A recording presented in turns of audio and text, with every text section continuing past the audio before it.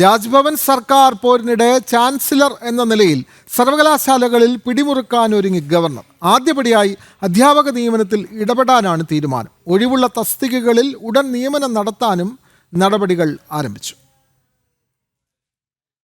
മുൻ ഗവർണർ ആരിഫ് മുഹമ്മദ് ഖാന് പിന്നാലെ ചാൻസലർ എന്ന നിലയിൽ സർവകലാശാലകളിൽ കൂടുതൽ ഇടപെടുകയാണ് ഗവർണർ രാജേന്ദ്ര വിശ്വനാഥ് ആർലേക്കർ. ആദ്യപടിയായി അധ്യാപക നിയമനത്തിൽ ഇടപെടാനാണ് തീരുമാനം. ഒഴിവുകളുള്ള തസ്തികയിൽ ഉടൻ നിയമനം നടത്താൻ വൈസ് ചാൻസലർമാരോട് നിർദ്ദേശിച്ചിരിക്കുകയാണ്. ഇതിന്റെ അടിസ്ഥാനത്തിൽ VC-മാർ നടപടിക്രമങ്ങൾ ആരംഭിച്ചു. സർവകലാശാലകളിൽ സ്ഥിരാധ്യാപകരില്ലാത്ത സ്ഥിതി ഉണ്ടാകരുതെന്ന് ഗവർണർ അറിയിച്ചിട്ടുണ്ട്. 30 മുതൽ 40% ഒഴിവുണ്ടെന്നാണ് കണക്കുകൂട്ടൽ. ഇത് സംബന്ധിച്ച് വിശദ റിപ്പോർട്ട് സമർപ്പിക്കുവാനും കഴിഞ്ഞ ദിവസത്തെ VC-മാരുടെ യോഗത്തിൽ ഗവർണർ ആവശ്യപ്പെട്ടു. വ്യാപകമായി ബിരുദ സീറ്റുകൾ ഒഴിഞ്ഞുകിടക്കുന്നതിനെക്കുറിച്ച് ഗവർണർ VC-മാരോട് ആരാഞ്ഞു. വിദ്യാർത്ഥികൾ വ്യാപകമായി കേരളത്തിന് പുറത്തേക്ക് പോകുന്നു. സർവകലാശാലകൾ വലിയ സാമ്പത്തിക പ്രതിസന്ധി നേരിടുന്നതായി VC-മാർ ശ്രദ്ധയിൽപ്പെടുത്തി.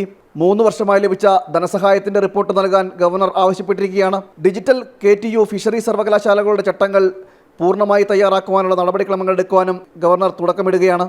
ജനം, തിരുവനന്തപുരം.